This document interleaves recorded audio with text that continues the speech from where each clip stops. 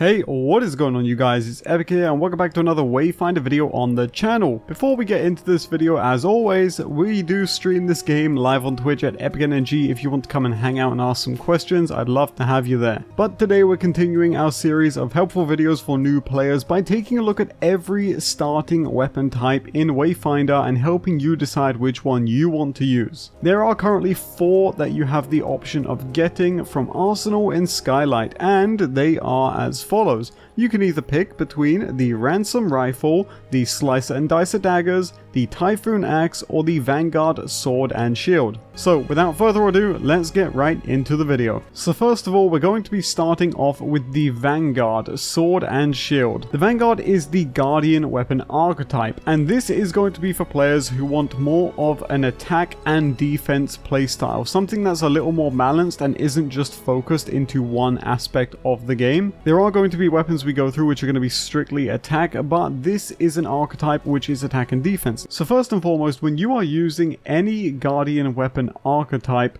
you're going to have 2 different attacks you can do. The first one is going to be the sword that you are equipped with, and that's just your standard attack, and then pressing your alt attack keybind, for me it's caps lock because I'm on mouse and keyboard, you're going to hit with the shield. But also, if you jump and do a heavy attack, or your alt attack rather, you're going to do a slam attack with the shield. Now, there's a few things to note about these 2 attacks. First of all, the normal sword attack is going to deal more damage to the health bar of an enemy, the red bar. However, if you do a shield attack, it will prioritize dealing more resilience damage to an enemy or break power. If you want to learn more about this, I just put out a video explaining how the break power stat works in Wayfinder, and that is a must-watch video, so definitely go and check that out. I'll have it in the description. Next up, when you have a Guardian type weapon, if you hold down your block button, for me that's right click, you can just hold the shield out for as long as you want, and if something hits you,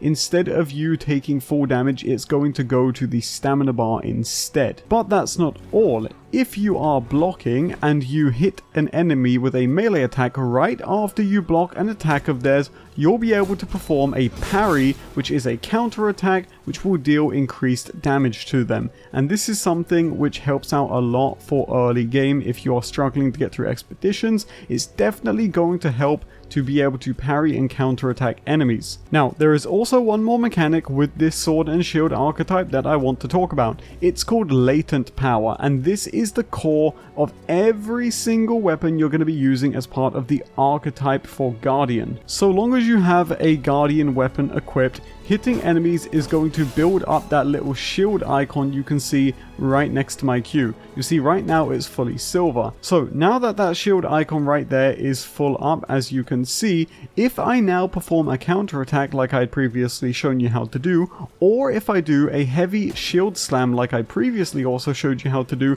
it's going to transfer that charge into what's called a pip. So I'm going to do that for you right now, and as you can see, now I have 2 of those mini shield icons. These are called pips in game. But now what do we do with these pips? Well, you have maximum of 3 charges here, and depending on the weapon you've got, it's going to use these pips in different ways. For example, with the Vanguard, if I go to my abilities, it says performs a powerful shield bash that does a massive impact and high guard break damage. And here's where the pips come into play. That power will increase for each latent power pip consumed. So this is the core of every single weapon you're going to be using in the Guardian Weapon archetype. It's quite a complicated one, but it's very easy to pick up if you know what you're doing and you just spend a little time practicing with it. So that's the Guardian Weapon archetype. Now, I definitely recommend you check out my guide on how break power works in Wayfinder, because this is, in my opinion, one of the strongest, and I mean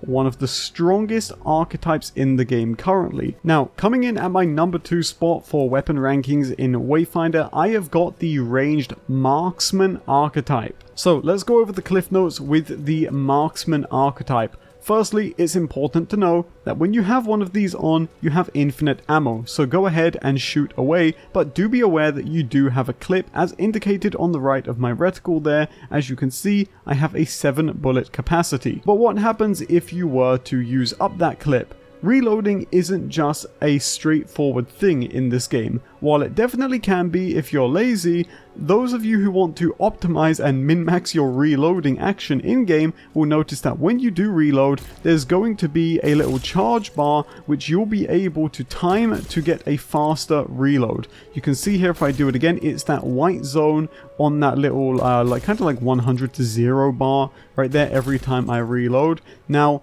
if I don't hit this, what's going to happen is I'm going to get a normal speed reload. However, if I hit the reload button and then hit it again in the middle of that white zone, I'm going to reload my gun even faster, allowing me to basically reload at the same rate of fire which I can get bullets out of the gun, which is insanely handy when you're doing boss fights and basically anything in the game. I know this is going to throw a few people off and this might be something that feels too complicated, but once you get the hang of it, it's pretty straightforward. Now what's important to know about the Marksman archetype is that you do have a melee attack just like you do with the Guardian archetype. Now this is a little differently, you don't do it by just left clicking or just doing your standard attack. Instead, you're going to have to hit your alt attack key. So the way we were doing the shield bash before with Guardian, this time we're going to do it on Marksman and we're going to use our gun to melee. But why am I telling you this? Well, because this melee actually does high guard break damage. As you can see, we hit 140, which is pretty high, all things considered. Also, one more thing that I forgot to mention about that little reload minigame is that also, if you do reload in the middle of that white zone, in your next mag for a short amount of time, you will be able to fire the gun faster, which I'll demonstrate here. So again, you definitely want to get those faster reloads in because it is going to speed up your DPS overall. Now moving on, another insane feature with the Marksman archetype and why it's one of my favorite is because this archetype has partial resilience piercing. Again, if you do not know about the break power mechanic in Wayfinder, please go and watch my video and even come back to this if you have to. Very, very important. But in a nutshell, the TLDR is that these rifles will partially ignore damage reduction from armored enemies. Now, I'm not sure what the exact percentage they ignore is. If anybody knows in the comment section, please let me know. But yes, you don't really have to worry about breaking enemies as much on Marksman because you're going to ignore a portion of their resilience anyhow, which is just fantastic. Of course, you still have the option of breaking them with the melee if you want, but you really don't need to worry about it, which I think is going to be big for those of you who don't want to take the time to break enemies or build into break power. So definitely something to keep in mind there. Now for the special ability on the Marksman weapons, it's all about locked and loaded charges. Similarly to how we had pips on the Guardian archetype, this time we have locked and loaded charges. But how do you get them? Well, this is very easy to do. Simply by shooting enemies in Wayfinder with the Marksman archetype, you'll build up the Eagle Eye meter.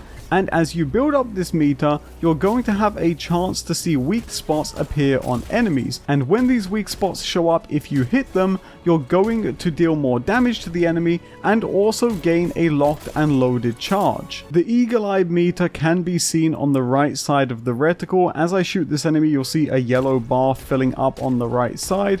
And once you get a weak spot to show up, you'll see it right there. And if I hit it, I'm going to get a locked and loaded charge. And what do these locked and loaded charges do? Well, it's very simple to understand. This is simply just a use of your skill. So as you can see, if I hit my Q right now, I'll use up a charge of locked and loaded and another one. And then if I want to get any more, all I simply have to do is just keep shooting enemies until I see another weak spot, and hitting that weak spot is going to reward me with yet again another locked and loaded charge, which I can then use on my Q. Very simple to understand. I absolutely love the Marksman archetype, and good news, the legendaries are really strong too. Now moving on, let's talk about the two-handed Executioner archetype. A very, very strong archetype. For you big damage dealers, I think you're going to love this one. First and foremost, what you need to know about the Executioner archetype is that with this on, you are going to be the combo king. If you think the fluidity of combat looks really cool with the other archetypes, this one I think, man, just absolutely takes the cake. Now, there are many different combos you can do, and I may do a dedicated video on that, but for now, just because I don't want to take too long explaining all of these, I'm just going to show you what this could look like in action. If you get a pretty decent combo going here, you can make your stuff look really sweet and do some nice combinations, do some animation cancelling, and you can get mobbing to look really clean and smooth and really clear rooms quite fast with this. Now, I'm not an expert at this, so don't roast me in the comments, but you get the point. Now, another feature that the Executioner archetype has is almost similar to the Guardian archetype in that you can hold your block button to block incoming attacks. Now, the bad news is that this isn't as effective as Guardian, and while the blocking isn't all that great in comparison to Guardian, Guardian just seems to be like the undisputed king there, it is still better than nothing. So if you do want a way to block but don't want to use the Guardian archetype if that looks too complicated for you, then definitely consider using Executioner for that. Also, something to note as well is that while you are blocking with the Executioner archetype, you can also do an attack as well, and that's just gonna do, like, you know, pretty decent damage and also use up a bit of stamina there as well. I wouldn't really recommend it personally. I think if you got this on, you just want to stick to comboing, but it can be helpful in a pinch. Now, for the special ability for the Executioner archetype, we've got Momentum. Momentum is very easy to understand. You stack it quite simply by attacking, and it's going to build up. Now, Momentum is a great way to increase the power of the current ability that you've got based on the charges of Momentum. Using your ability is going to consume all of them, and then you can get right back to it. Now, because it is called Momentum, of course, what you need to be aware of is that if you are not attacking, it is going to decay over time. You're going to lose that momentum, and you're going to have to keep attacking. So you can see in the bottom there, it is going down because I'm not attacking. What is really cool about momentum, though, is that the higher your momentum, the higher your resilience, making you more resilient to getting staggered and having your resilience broken. As we all know about break power, it is very important, not just for you, but for enemies as well. They will break your resilience, and then you're going to get staggered, and you don't really have to worry about that too much when it comes to the two-handed Executioner archetype. And lastly, what I want to mention about the Executioner archetype is that the heavy attacks, while they are slower, they will build more momentum for you, so just make sure you bear that in mind when you're doing your combos. They will deal additional damage and break damage, and they will also build more momentum, but they are slower, so just be aware of that. I've never had a problem with using heavy attacks. I've never died to a heavy attack. I'd say it's definitely worth mixing these in as much as you can, just as much as it is with the light attacks. But yes, that is the Executioner archetype, and that brings us on to our final one. Now, lastly, we're talking about the Daggers, aka the Twin Strikers. I'm sure all of you are familiar with these, especially if you've been playing Niss, and you should be, because they are pretty dang cool. Daggers are going to make you excel at dealing tons of damage very quick, with the trade-off of dealing very, very low break damage. By hitting your block button, you'll perform a parry, and assuming you're getting attacked at the time of the parry, you will make a stagger on the enemy that's attacking you and take no damage. I'll show you what that looks like now. So if I let these enemies hit me and block at the right time, I'm going to perform a parry here, take no damage, and they are going to get staggered by me. So this enemy is going to come and try and hit me with his sword right here, and I'm going to perform my parry, and I'm going to take no damage, hit him, and stagger him. He's trash. One of the core things you're going to have to learn with Daggers is that it's all about ramping up your damage. Damage on Daggers starts off quite low, but it ramps up very quickly when you get your combo to build. As you can see there, the higher my combo goes, the higher my damage goes, and I start absolutely ripping through this training dummy. So this is all going to be about sustained damage and making sure you are keeping your combo as high as humanly possible to get the most damage output possible for your team. The special ability on the Daggers is all going to be about blade dancing. You blade dance by performing an alt attack, where with 0 charges of blade dance, you'll do a simple spin attack. But the more you build this up, the more it's going to transform. So let me show you how that looks. First of all, let's start with getting just 1 stack of Blade Dance. You'll get a stack every 4 consecutive hits, so that's important to remember. Every single time you get 4 hits consecutively on an enemy, you'll build 1 point of Flourish, which you can then use to perform a Blade Dance. Now, with 1 point, you'll go from a simple spin attack to this. It's going to give you an iframe and be a little bit more powerful than the previous one. Additionally, during this first point of Blade Dance right here, you'll also gain a temporary weapon power buff after. Now, if you do the same Blade Dance with a second point of Flourish here, you'll get basically an upgraded version of that attack, and the same if you then go and do a ×3 Blade Dance. But here's the kicker. For every single little pip there you spend, every little point of flourish you spend, you're going to build up that little dagger icon right next to your Q. This is going to allow you use of your Q, or your ult, I guess you could say your little weapon ult, and once you use your weapon ability, you're going to trigger Blade Dance, which is going to allow all of your weapon attacks to hit twice for a short period of time. This is completely separate to whatever you currently have on your weapon. For example,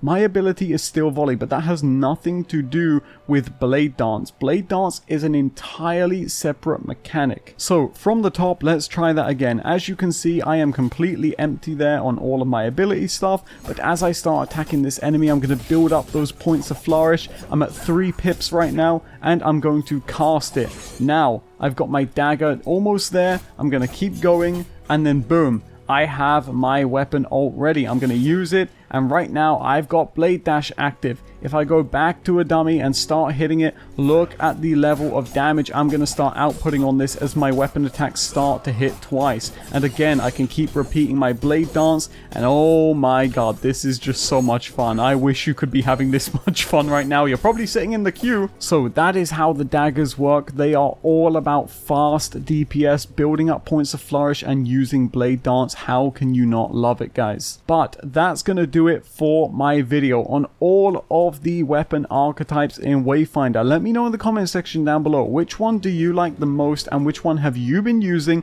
in your journey in Wayfinder so far? Also, did I miss anything? Let me know. Nobody's perfect, man. I might have made mistakes here, so if you've got any tips for other players, please leave them in the comment section down below. Guys, thank you so much for watching this video. Feel free to leave a like on it and sub to the channel if you enjoyed, and I'll check you all in the next one.